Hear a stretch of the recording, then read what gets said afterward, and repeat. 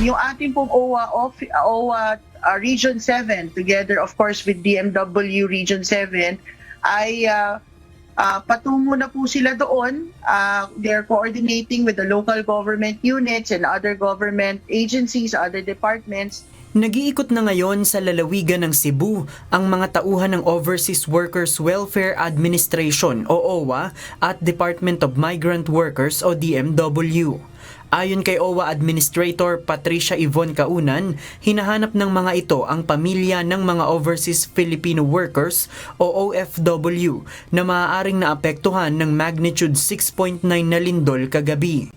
Kabilang sa kanilang agarang response ang pagde-deploy ng soup kitchen upang mamahagi ng mainit na pagkain, pamamahagi ng tubig na maiinom, charging station, libreng tawag sa pamilya at libreng wifi. Nakikibalita din anya sila sa mga tinatawag nilang OFW Family Circles o mga organisasyon ng mga pamilya ng OFWs para makakuha ng impormasyon kung may naapektuhang mga pamilya.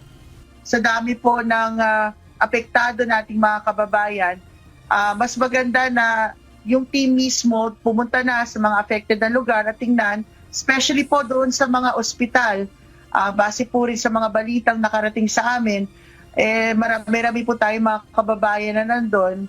Sakaling may kamag-anak ng mga OFW o nais mismo ng mga OFW na matulungan ang kanilang mga pamilyang naiwan sa bansa, maaari silang makipag-ugnayan sa hotline ng OWA sa mga numerong 1348 o +63 21348. Maaari rin silang makipag-ugnayan sa mga social media accounts ng ahensya. Ipinagutos na rin ni Department of Migrant Workers Secretary Hans Leo Kakdak na matulungan ang mga OFW na naipit sa mga paliparan at pantalan na hindi makabiyahe dahil sa epekto ng lindol.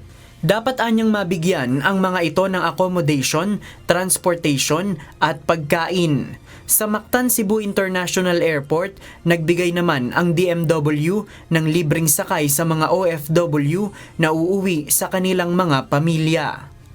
JP Nunez, UNTV, News and Rescue. Diyos ang aming sandigan, serbisyo publiko ang aming pinahahalagahan.